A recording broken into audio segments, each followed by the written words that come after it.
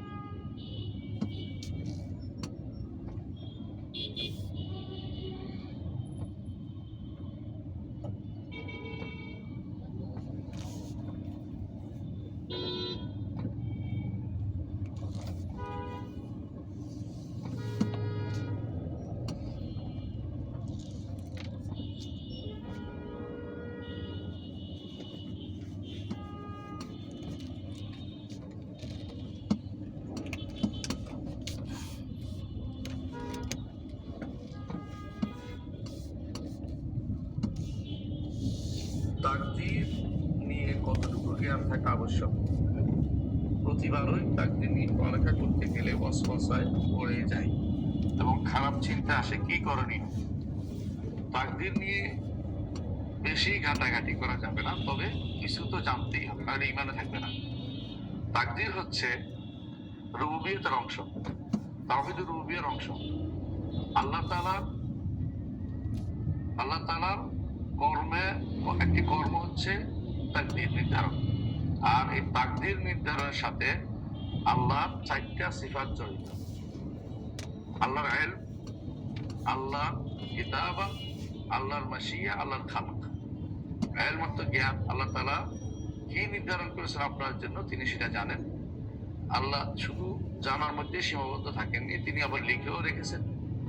আর আপনার জন্য তিনি যা তিনি নির্ধারণ করেছেন তা যেমন জানেন, লিখে রেখেছেন, হওয়াটাও চান।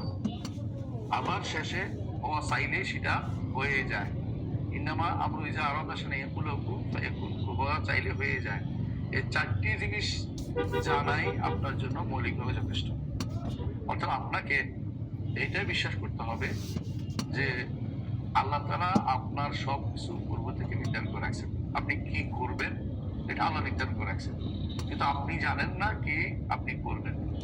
আপনি আমল করে যাবেন, আপনি আল্লাহর কাছে দোয়া করে যাবেন। যদি আমল করতে পারেন, দোয়া করেন, তাহলে আপনি দোয়া করতে পারেন, যদি তাহলে আপনার সৌভাগ্য যে আপনি নেক আমলের ভিতরে আছেন, তারপরে আপনি ভালো পরিণতি আশা করা যায়। আর যদি আপনি উঠে মুখে চলেন যে আল্লাহ কি লিখছে ওইটা তো নির্ভর করেন, অত মনে করেন যে আল্লাহ কি লিখছে ওইটা না জানা পর্যন্ত আমল করবো না, অথবা মনে করেন যে আল্লাহ লেখেন নাই, এই সবগুলো হচ্ছে পথভ্রষ্টতা। আপনাকে বিশ্বাস করতেই হবে আল্লাহ তাআলা আপনার জন্য নির্ধারণ করেছেন। তাকদীর শব্দের অর্থই নির্ধারণ।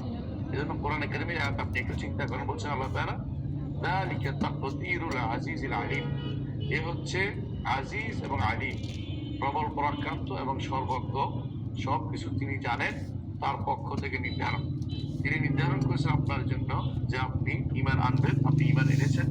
তিনি নির্ধারণ করেছেন আপনার জন্য আপনি ওয়াসওয়াসা রোগে পড়ছেন। তিনি নির্ধারণ করেছেন আপনার জন্য যে আপনি ভালোভাবে চলবেন, দুনিয়াতে ভালো চলছেন। তিনি নির্ধারণ করেছেন আরেকজনের জন্য খারাপভাবে চলবেন, তিনি সেভাবে চলছেন। কিন্তু কেউ জানে না কার জন্য কি নির্ধারণ করা হয়েছে। তাহলে কি করতে হবে? প্রত্যেকেই আল্লাহ সন্তুষ্টির পিছনে দৌড়াতে হবে, প্রত্যেকে আল্লাহর কাছে দোয়া করতে হবে, ভালো কাজের দিকে দোয়া করতে হবে। যদি কেউ দোয়া করতে পারে, ভালো করে ধাবিত হতে পারে, ইহদিনাস সিরাতাল মুস্তাকিম বলতে পারে, তাহলে সে মনে মনে সন্তুষ্ট হবে যে আল্লাহ আমার জন্য ভালো লিখেছেন। কিন্তু সে এটা স্পষ্ট পরিপূর্ণ গায়েবের ভান্ডারে হাত দিতে পারবে না, বলতে পারবে না যে আমি ভালো বা মন্দ, পুরোটাই স্পষ্ট বলতে পারবে না যতক্ষণ পর্যন্ত